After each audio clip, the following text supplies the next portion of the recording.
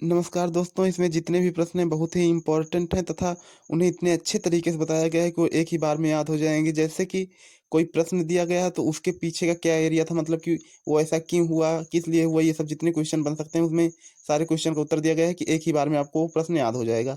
जैसे दिल्ली भारत की राजधानी कब बनी थी? ऑप्शन ए है 1925, ऑप्शन बी है 1543, ऑप्शन सी है 1911 या ऑप्शन डी है 1931। चलिए दोस्तों इसका आंसर दीजिए। इसका आंसर हो जाएगा आंसर नंबर सी 1911।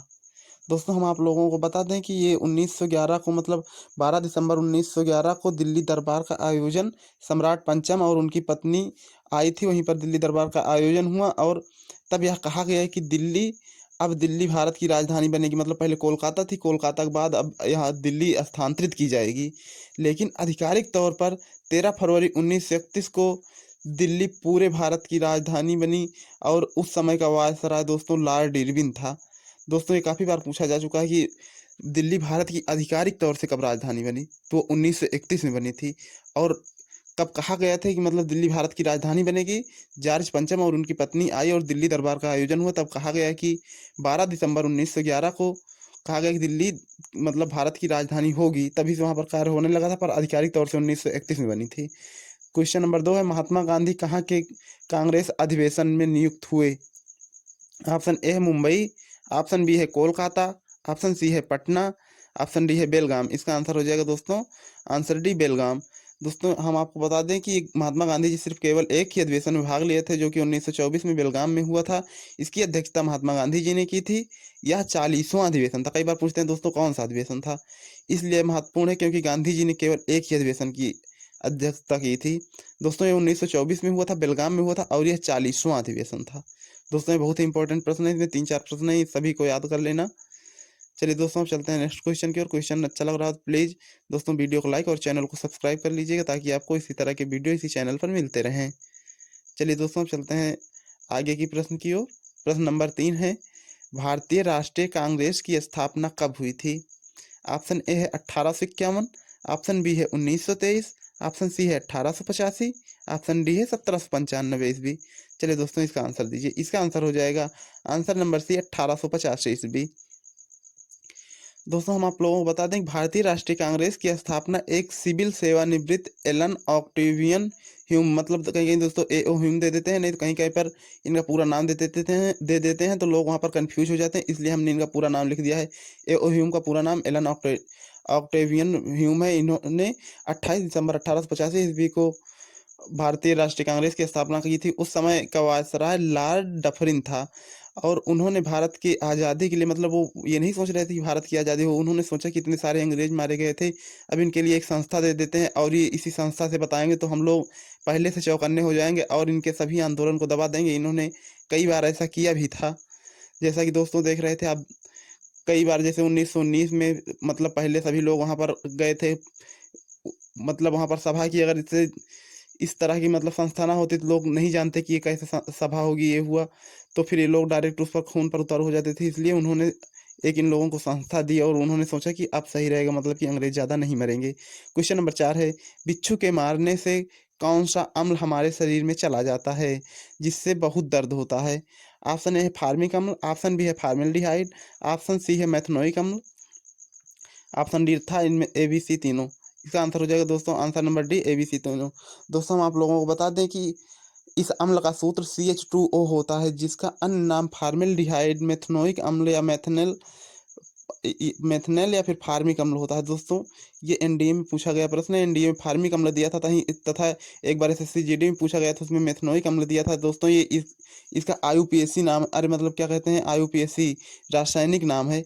यही अम्ल चींटी चींटी चाहे काटे या मधुमक्खी या फिर जितने भी ये मतलब कि डंक मारने वाले हैं, बिच्छू डंक मारे, तो ये सब यही सभी हमारे शरीर में, मतलब जिसके अंदर जितना भी मेथनोइक या फिर ये मतलब फार्मिक अम्ल होता है वो हमारे शरीर में जाता है। मतलब जैसे कोई कोई डंक मारता है कोई जीव तो वो बहुत दर्द करता है, तथा कोई कोई डंक मारता है तो बहुत कम दर्द करता है। ये इसी के कारण होता है, मतलब जिसके अंदर जितना फार्मिक एसिड पाया जाता है वो उतनी मात्रा में दर्द देता है। दोस्तों प्लीज़ वीडियो अच्छा लग रहा है तो वीडियो को लाइक और चैनल को सब्सक्राइब कर लीजिएगा। इसी तरह की वीडियो आपको इसी चैनल पर मिलते रहेंगे। चलिए दोस्तों अब चलते हैं नेक्स्ट क्वेश्चन की ओर। तो दोस्तों इसमें मतलब इसका आईयूपीएसी मतलब इसमें सीएचओ हो जाता है तो इसमें एल्डिहाइड लग जाता है, और सीएचओएच हो जाता है मतलब ओएच समूह लग जाता है तो मेथनॉल हो जाता है। चलिए दोस्तों चलते हैं नेक्स्ट क्वेश्चन की ओर। नेक्स्ट क्वेश्चन है, पहली बार वंदे मातरम कहाँ के अधिवेशन में गाया गया था? ऑप्शन ए है कलकत्ता, ऑप्शन बी है मुंबई, या फिर ऑप्शन सी है सूरत, या ऑप्शन डी है बंगाल। चलिए दोस्तों इसका आंसर दीजिए। दोस्तों इसका आंसर हो जाएगा आंसर नंबर एक, कलकत्ता।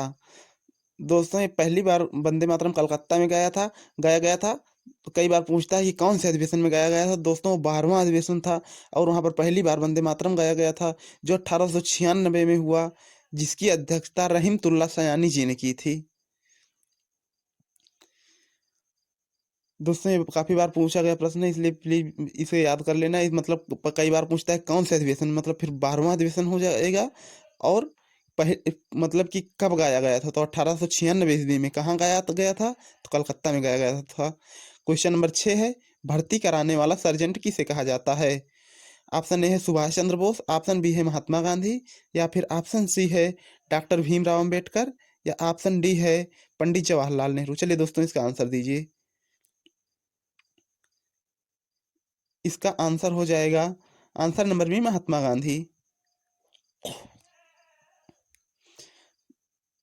दोस्तों महात्मा गांधी को भर्ती कराने वाला सर्जेंट इसलिए कहा गया था क्योंकि वो 1915 में भारत से मतलब अफ्रीका से भारत आए। अफ्रीका में उन्होंने एक सत्याग्रह आंदोलन किया था, जिसमें से छुआछूत के विरुद्ध उन्होंने आंदोलन किया और उसमें सफलता प्राप्त की थी। तो भारत के लोगों को लग रहा था कि अब ये आ गए हैं भारत, और अब भारत में आंदोलन करेंगे और हमें अंग्रेजों से स्वतंत्र कराएंगे।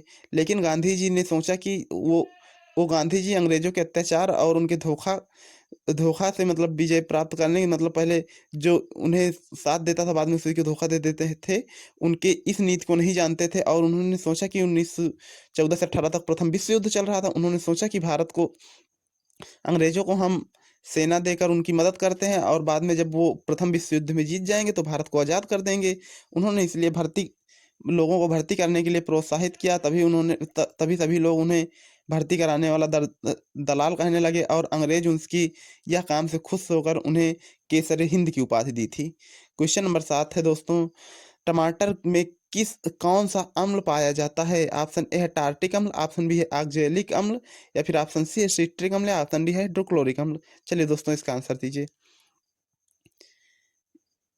इसका आंसर हो जाएगा ऑप्शन नंबर बी, ऑक्जेलिक अम्ल। दोस्तों प्लीज वीडियो अच्छा लग रहा है वीडियो को लाइक और चैनल को सब्सक्राइब कर लीजिएगा। क्वेश्चन नंबर 8 है, एशिया महाद्वीप का सबसे बड़ा मरुस्थल कौन सा है? ऑप्शन ए है थार का मरुस्थल, या फिर ऑप्शन बी है सहारा का मरुस्थल, या ऑप्शन डी सी है गोबी का मरुस्थल, या ऑप्शन डी है कंबोडिया का मरुस्थल। दोस्तों इस प्रश्न में अधिक से अधिक लोग कंफ्यूज हो जाते हैं, इसलिए इस प्रश्न का पूरा एनालिसिस पीछे दिया गया है। इसका आंसर हो जाएगा ऑप्शन सी, गोबी का मरुस्थल। तो चलिए दोस्तों अब बताते हैं कि ये गोबी का मरुस्थल क्यों है। मतलब कि बहुत लोग इसका भारत का सबसे बड़ा मरुस्थल थार का मरुस्थल है। दोस्तों बहुत लोग थार समझ लेते हैं या फिर सहारा समझ लेते हैं। मतलब भारत का सबसे बड़ा मरुस्थल थार का मरुस्थल है, एशिया का सबसे बड़ा मरुस्थल गोबी का मरुस्थल है, तथा विश्व का सबसे बड़ा मरुस्थल सहारा का मरुस्थल है। दोस्तों अब आशा करते हैं कि आपको इस प्रश्न में कंफ्यूजन नहीं होगी। मतलब भारत का सबसे बड़ा मरुस्थल पूछे थार का मरुस्थल, एशिया का सबसे बड़ा मरुस्थल पूछे तो गोबी का मरुस्थल, और विश्व का सबसे बड़ा मरुस्थल पूछे तो सहारा का मरुस्थल है। क्वेश्चन नंबर 9 है, डेंड्रोलॉजी विज्ञान की किस शाखा मतलब डेंड्रोलॉजी में विज्ञान की किस शाखा का अध्ययन किया जाता है? ऑप्शन ए है फलों का अध्ययन, ऑप्शन बी है पेड़ तथा झाड़ियों का अध्ययन, ऑप्शन सी है सर्पों का अध्ययन है, ऑप्शन डी है कीटों का अध्ययन। चलिए दोस्तों इसका आंसर दीजिए। इसका आंसर हो जाएगा आंसर नंबर बी, पेड़ तथा झाड़ियों का अध्ययन। चलो दोस्तों अब चलते हैं क्वेश्चन नंबर 10 की ओर। यह इस वीडियो का आखिरी क्वेश्चन है, तथा एक क्वेश्चन बताया गया है जिसका आंसर आप लोगों को कमेंट में देना है। क्वेश्चन नंबर 10 है, मानव शरीर की सबसे छोटी इकाई क्या है? ऑप्शन ए है आरबीसी, ऑप्शन बी है डब्ल्यूबीसी, ऑप्शन सी है कोशिका, ऑप्शन डी है प्लाज्मा। दोस्तों आरबीसी के फुल फॉर्म आप हमें कमेंट करना, आरबीसी तथा डब्ल्यूबीसी का। इसका आंसर हो जाएगा आंसर नंबर सी, कोशिका। चलिए दोस्तों अब चलते हैं क्वेश्चन नंबर 11 की ओर। इसका आंसर आप लोग हमें कमेंट में देना। रोटी में कौन सी गैस भरी जाती मतलब घरी भरी होती है, मतलब जिसके कारण वो फूलती है? ऑप्शन है कार्बन डाइऑक्साइड, ऑप्शन बी है कार्बन मोनोऑक्साइड, ऑप्शन सी है मेथेन, या फिर ऑप्शन डी है सीएफसी मतलब क्लोरोफ्लोरोकार्बन। ये दोस्तों प्लीज वीडियो अच्छा लगा हो वीडियो को लाइक और चैनल को सब्सक्राइब कर लीजिएगा। आपको इसी तरह की वीडियो इसी चैनल पर मिलते